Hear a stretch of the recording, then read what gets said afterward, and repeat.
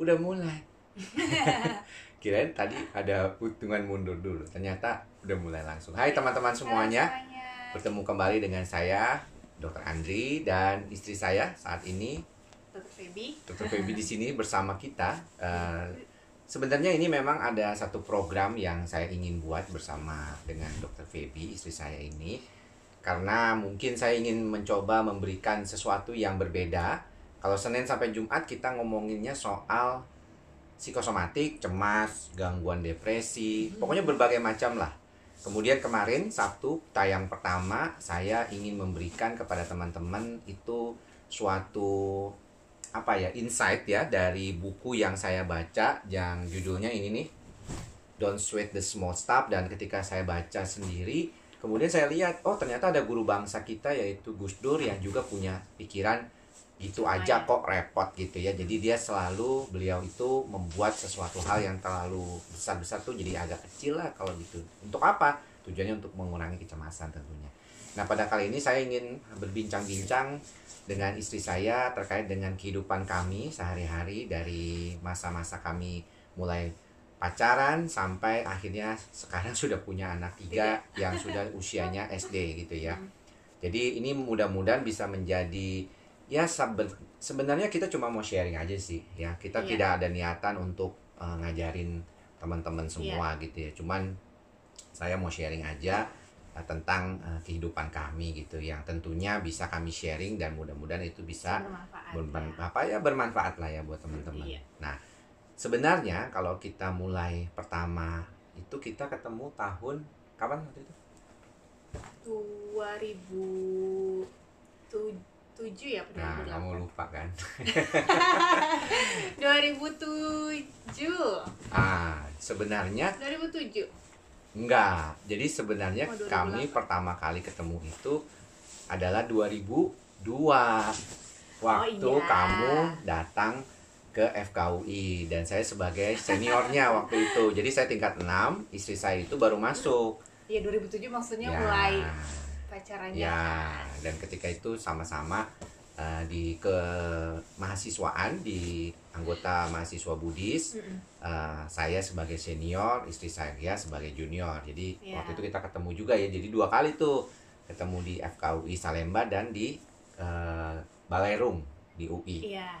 Gitu. Tapi waktu itu ya ketemu gitu aja gitu ya, belum ada apa-apa gitu kan. Jadi cuma sebagai adik kelas dan kakak kelas aja. Kakak kelas aja. Dan kebetulan memang saat itu saya masih bersama yang lain. Ya masih bersama yang lain, jadi tentunya enggak gitu ya. Iya. Kalau saya kebetulan sebelumnya memang termasuk anak kerumahan ya. Jadi dulu tuh sangat diprotek gitu ya sama orang tua saya, termasuk sama opa saya juga gitu. Jadi nggak boleh pacaran. Jadi kalau saya sih udah dapat ultimatum tuh dari orang tua, sampai selesai koas nggak boleh pacaran, pokoknya nggak boleh pacaran sampai selesai koas. Tapi setelah selesai koas ditanyain mulu udah punya pacar apa belum, terus nggak dapet pacarnya. Baru ketemu lagi di setelah koas tingkat akhir gitu ya gitu. Jadi kalau bisa dibilang kamu adalah pacar pertama dan terakhir. Ya, jadi kalau misalnya di FKW sendiri mungkin untuk pacaran sih bisa aja sih sama temen sekelas gitu ya, atau dengan adik kelas gitu ya. Tapi waktu itu saya sempat berpikir juga, kepingin kalau bisa punya pacar tuh tidak dokter. Iya. Nah, kalau kamu tuh gimana? Atau kepengen dokter malah? Enggak sih, enggak harus dokter. Cuman kan kalau kalau aku kan ada kriteria gitu ya untuk calon suami lah gitu ya. Karena waktu itu kalau saya pikir kalau mau pacaran itu bukan main-main, apalagi kalau misalnya udah usia segitu ya, 20, jadi something yang serius lah gitu, bukan buat diajak main-main. Jadi kalau kriterianya nggak harus dokter, tapi yang penting itu laki-laki yang baik ya, sebisa mungkin keyakinannya sama, juga tidak merokok dan pekerja keras. Itu sih. Jadi apa yang membuatmu ini, mungkin kan saya tahu bahwa teman-teman kita nih di sini para YouTuber yang menjadi subscriber saya itu ternyata masih muda. Rata-rata tuh usianya tuh 18 sampai 35. Itu paling usia paling banyak tuh di usia 24 sampai 30. Jadi mereka ini usia kamu nikah kan umur 25. Saya 32. 25. Tua banget ya. 2011 26 ding, 26. 26. Dan itu memang cita-cita saya untuk menikah di usia 25-26. Oke. Kenapa? Jadi dari dulu punya goal untuk menikah di usia 25-26 dan tercapai. Karena pikirnya nggak mau punya anak itu di usia yang udah terlalu tua. Jadi pengennya itu masih bisa menemani anak-anak itu di saat kita tuh belum terlalu tua dan jadinya masih lebih energik banget gitu lah ya untuk nemenin anak-anak. Tapi teman-teman kamu sendiri waktu itu udah ada yang udah nikah ya waktu? Ada teman-teman saya beberapa yang koas tuh tingkat 4 tadi udah menikah 1-2 sih. Enggak banyak, tapi ada yang udah menikah gitu saat koas tingkat 4 ya. Itu berarti umur sekitar 21-22 ya. Nah, singkat cerita tuh kami akhirnya pacaran di 2007 ya, 2007. Kemudian saya waktu itu 2007, kemudian saya pergi 2008 ya ke rumahmu ya di Gorontalo ya. Iya. Oh ya, sebelumnya ada cerita menarik tuh kalau misalnya teman-teman mungkin dulu apa ya, ada misalnya mikir gitu ya, kalau sekarang mungkin kalau masih muda-muda sama pacarnya aku cocok nggak sih gitu sama dia atau apa gitu. Dulu tuh saya sama saya ini kan teman-teman saya itu tahu saya itu orangnya nggak pernah pacaran gitu ya, nggak pernah deket sama laki-laki lain tuh tahu gitu.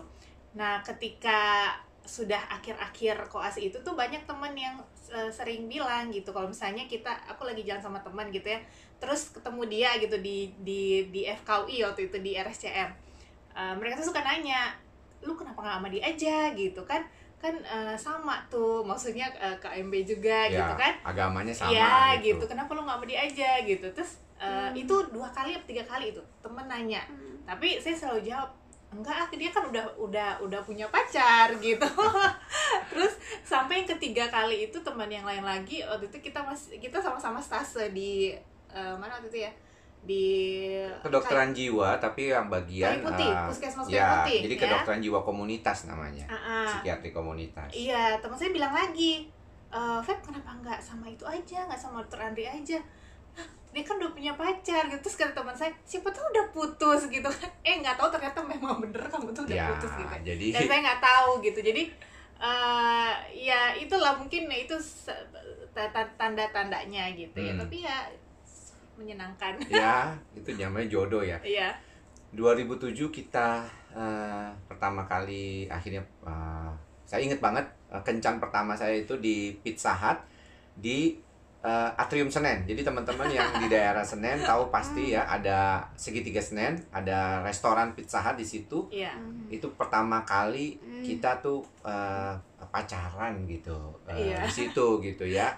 Dan kemudian saya tuh orangnya memang waktu itu usianya udah lumayan ya, udah hampir mau lulus dokter jiwa, udah 28 lebih. Jadi saya pikir memang udah saatnya mencari istri gitu. Dan ya kita pacaran 3 tahun. Sebelumnya saya pernah ke Gorontalo, dan waktu itu ke Gorontalo itu naik pesawatnya itu masih pakai yang MD-90 ya, MD-90. Pacaran di mana, di pesawat gitu, enggak juga sih. Tapi saya inget banget, saya itu duduk di belakang, duduk di paling belakang, mesinnya kan memang di belakang ya. MD-90 mesinnya di belakang, dan sempat ngegetar karena waktu itu memang baru saja. Saya ingat banget, saya dengan karib saya, Dr. Rudi Indrawan itu ya, pada tahun 2006 itu, apa 2007 saya lupa, saya ke Batam dan kami mengalami turbulence. Jadi langsung buat begitu ya. Itu membuat saya agak sedikit khawatir gitu. Jadi saya juga, teman-teman, sempat mengalami itu agak takut terbang karena waktu itu bener-bener nggak enak banget pengalaman dengan saya pergi bersama Air Asia waktu itu dengan Dr. Rudi Indrawan, kerabat kami. Saya punya teman akrab itu dari Padang ya, dari Bukit Tinggi, bukan Padang, sorry.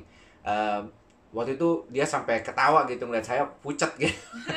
Nah, waktu pergi ke Gorontalo itu, karena di Makassar itu kan biasanya getar ya, teman-teman yang di Makassar pasti tahu ya, itu dia agak getar ya kalau mau turun.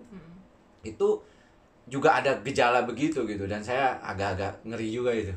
Ya, tapi demi menjumpai calon mertua, nah, saya mau datang gitu ke Gorontalo. Karena waktu itu naik MD-90 Lion Air dari Jakarta ke Makassar, Makassar ke Gorontalo.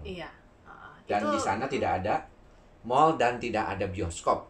Ya, waktu itu belum ada ya? Belum ada. 2008 belum ada bioskop, belum ada mall. Katanya semua nonton VCD. Iya, jadi teman saya itu dibesarkan sampai usia 17 tahun tuh di Gorontalo, dan waktu saya berangkat 2002 ke Jakarta itu baru jadi provinsi tuh Gorontalo tuh. Dan selama itu tuh dulu tuh kecil sih ada bioskop, tapi setelah itu kayaknya bangkrut ya, tuh sudah nggak ada lagi, jadi nggak ada mall, nggak ada bioskop. Jadi kalau makanya nggak heran kalau saya itu orangnya orang rumahan. Jadi kita tuh kalau jalan-jalan ya jalan-jalan tuh ke pantai gitu ya, pantai, ke rumah keluarga, karena keluarga kan suka ngeriung gitu ya. Jadi banyak keluarga, jadi ya hiburannya itu aja gitu. Makanya kalau orang daerah itu dia ya simpan duit di sana, nanti kalau dia ke Jakarta baru dia jalan-jalan belanja. Begitu. Dan memang luar biasa tuh, makanan yang paling enak menurut saya itu adalah ikan ya. Kalau di daerah Sulawesi memang segar-segar, besar-besar. Kemudian juga ada ikan yang pelaut, ada ikan yang apa tuh? Ikan ikan empang gitu istilahnya kalau di daerah saya bilangnya. Dan nasi kuning. Nasi kuningnya itu kebetulan yang paling terkenal nasi kuningnya adalah kepunyaan dari nenek. Namanya nasi kuning Sabar Menanti. Sabar Menanti ya, waktu nama itu. Rumah makannya ya. Ya, jadi rumah makan Sabar Menanti itu ada di gang waktu itu ya, belum baru seperti sekarang. Kalau sekarang sudah di depan. Dan waktu itu saya ingat banget kalau tidak salah, karena Bapak Wiranto itu menteri kita dulu, panglima kita TNI, itu memang istrinya ya orang Gorontalo ya. Orang Gorontalo. Iya, dan katanya ya suka makan juga gitu kalau beli di situ. Jadi saya pikir, wah, ini kayaknya nih bukan main-main nih pastinya nih rumah makan Sabar Menanti. Iya, nasi kuningnya beda karena disajikannya pakai kuah. Iya, itu bedanya kalau di sana tuh kuah, ada bumbu ikan ya. Iya, ada apa namanya, kalau di nasi kuningnya dikasih ikan, tapi ada kuahnya gitu. Ada ayam, telur gitu. Dan dari pertemuan pertama itu dengan calon mertua, akhirnya ya sepertinya saya mendapatkan persetujuan lah. Apalagi waktu itu yang paling harus dideketin itu adalah engkongnya, opanya ya, Kong Pao kita panggilnya ya. Beliau sudah meninggal, umurnya waktu beliau meninggal itu 91 ya, 92 ya, hampir segitu. Dan itu memang salah satu kalau istilahnya kami itu dulu the godfather-nya lah dari teman-teman ini gitu ya. Jadi di Gorontalo itu beliau adalah orang yang salah satu yang paling dihormati gitu. Jadi saya deg-degan juga tuh ketemu bagaimana bisa mendapatkan restu enggak, tapi ternyata sikapnya beliau, apalagi emak juga baik sekali ya kepada saya gitu, sangat menerima. Dan saya jadi merasa kayaknya nih bisa nih ya saya meneruskan. Walaupun dari 2008 itu kita baru menikah di 2010. Menikahnya 2011 awal Januari. 2011 gitu. Kami baru menikah, dan mungkin proses pernikahan itu sendiri ya tentunya di saat-saat saya masih dalam kondisi yang ya baru awal karir gitu ya. Saya baru jadi psikiater di usia 29 tahun ya. Dirimu juga baru lulus ya? Iya, baru lulus banget jadi dokter umum ya. Ya, dan kami sama-sama ya bener-bener kayak patungan. Kemudian saya semuanya dari nol. Betul, dan saya juga punya rumah pertama kali itu adalah apartemen ukuran 35 meter persegi ya. Teman-teman pasti nanya, ukuran 35 meter persegi emang ada? Ada. Ya, itu di daerah Tangerang ada satu apartemen ukuran 35 meter persegi, satu kamar. Jadi bukan studio tapi satu kamar. Sebenarnya 2 kamar, cuma kita jadi 2 kamar ya? kan? Ya kecil-kecil banget. Kecil banget. Ya, jadi nanti kita lihatnya sih ya kayaknya waktu itu ya itu sebelum masih pacaran kan beli? Pacaran, tapi nyicil.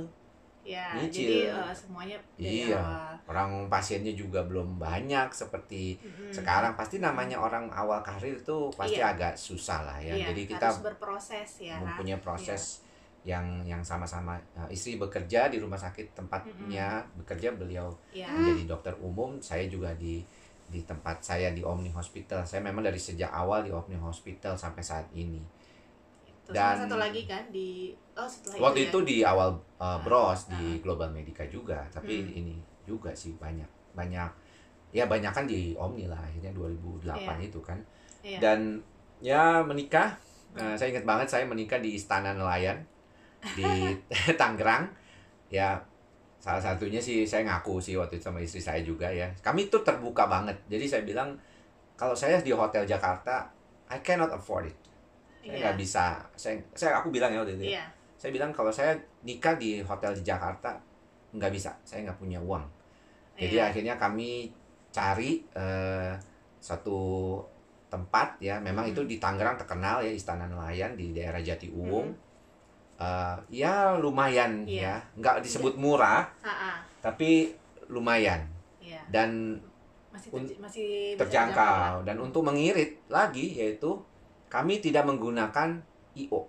Iya, jadi semuanya diatur sendiri. Jadi diatur sendiri sama pihak hotel saja. Jadi Iya. benar-benar mengirit biaya gitu ya. Walaupun waktu itu sudah terkenal loh, tahun 2011 itu IO wedding organizer itu udah terkenal di mana-mana ya. Jadi dan saya beruntung gitu ya punya istri, calon istri saat itu yang mau ngerti gitu. Jadi kita nggak bisa mewah nih saya, Iya. kita cuma bisa begini gitu. Kamu mau apa enggak gitu. Iya. Orang tuanya setuju, ya walaupun mungkin kalau mau dipaksain sih bisa, misalnya utang pinjem gitu, tapi Iya. kan kita nggak mau juga Iya. lah begitu ya. Jangan Jadi- sampai hidup setelah menikah susah gitu ya gara-gara utang. jadi gitu. kita kepinginnya ya baik-baik aja. Tapi waktu itu kamu mau kenapa say? Ini sambil menutup perbincangan kita yang saat ini sampai menikah, nanti kita akan lanjutkan lagi setelah menikah gimana. Tapi apa yang membuat kamu dengan segala keterbatasan aku gitu tadinya, pestanya juga biasa aja, maksudnya ya memang pesta kita banyak orang yang datang loh ya. Dan saya Iya. berterima kasih guru-guru saya aja datang. Rumahnya di Bekasi ke Tangerang itu luar biasa. Itu Iya. saya ingat banget Dr. Charles Damping, Dr. Agung Kusumawardhani ya. Dari Pasar Minggu tuh datang tuh. Aduh luar biasa, saya terima kasih sama guru-guru saya itu. Senang ya. Senang. Dr. Charles Damping bahkan di depan stage memotong. Saya ingat, momen itu saya ingat ya, luar biasa.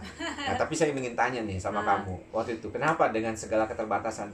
Biasanya kan orang nggak mau nih, orang kok belum kawin aja kayaknya susah banget gitu. Ini nggak boleh, nggak mau terlalu mewah, nggak pakai IO. Kebayang gitu semuanya kita atur sendiri, dan memang agak sedikit ya ada lah, tapi nggak terlalu banyak lah waktu itu. Salah mobil Iya, mobil itu yang ada datang. insiden sedikit Ada lah. insiden tapi yang nggak besar lah, Awal-awal, akhirnya ya. bisa ini tangani sendiri gitu. Iya. Apa yang membuat kamu tetap mau melanjutkan waktu itu dengan segala keterbatasan aku?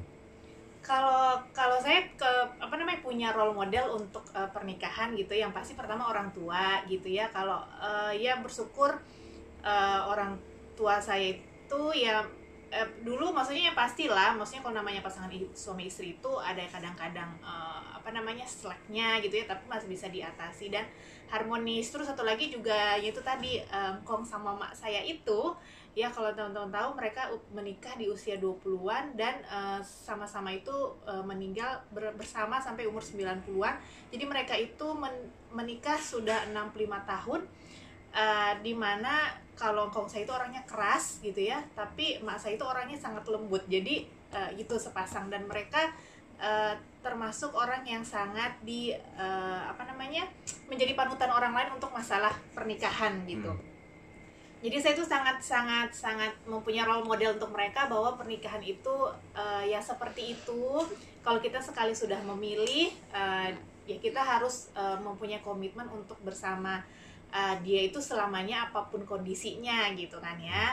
Dan beruntung waktu saya ketemu kamu tuh yang jadi ada feeling belief, yakin gitu kalau kamu tuh bisa gitu. Jadi kalau saya kan dari dulu selalu dibilang sama papa saya, yang maksudnya jadi calon suami itu nggak perlu kaya, yang penting dia mau kerja keras, udah itu.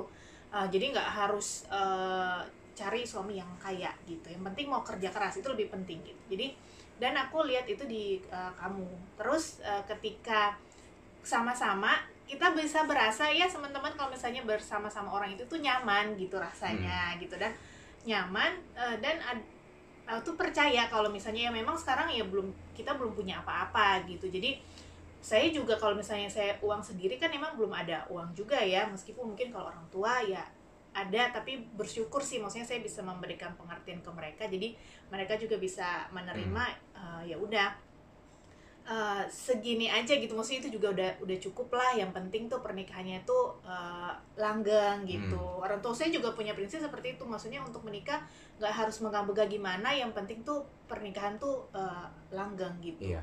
Bagus lah gitu. Dan memang salah satu yang sering ditanyakan teman-teman waktu itu gitu ya kepada saya gitu ya, kenapa nggak minta orang tua aja gitu ya, yang lebih banyak pasti kan mau gitu ya. Dari dulu memang orang tua saya juga mengajarkan tidak terlalu membuat anaknya itu tergantung ya dengan mereka, dan saya melihat bahwa itu pelajaran yang baik sekali buat saya gitu. Dan memang kalau untuk pernikahan mereka bilang ya pokoknya kalau memang cukup buat apa besar-besar juga ya, yang penting orang umum tahu kalau kamu sudah nikah. Itu pentingnya, karena tujuannya kita mengadakan pesta pernikahan adalah mengumumkan bahwa kita ini sudah resmi jadi suami istri.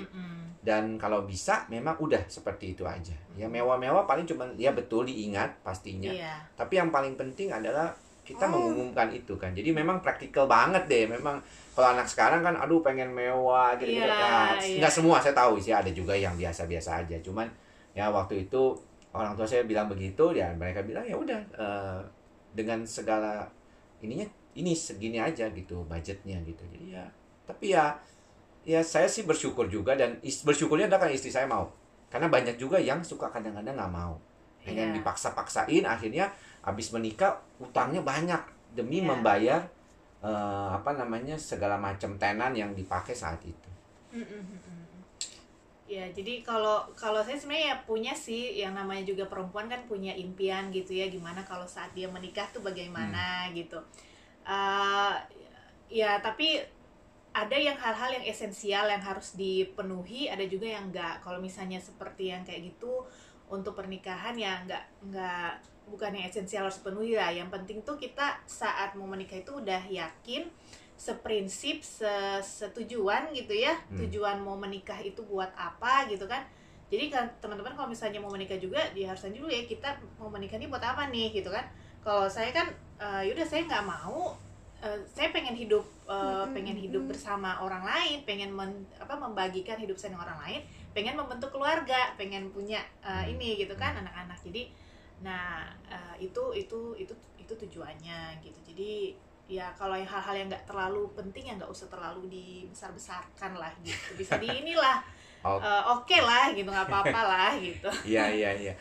Oke teman-teman, ya kita udah cukup lama bicara, dan saya memang sengaja membagi ini beberapa sesi nantinya ke depan, dan saksikan setiap minggunya kita akan posting cerita kita berdua. Dan nanti setelah ini kan sudah mulai masuk pernikahan, nanti selanjutnya bagaimana setelah kita akhirnya punya anak kembar. Wow, kaget sekali saya pertama kali ngeliat USG, temen saya bilang, "Dri, ini anak kembar nih kaitannya." Wow, sampai deg-degan gitu ya, persiapannya dengan karir yang masih baru gitu ya.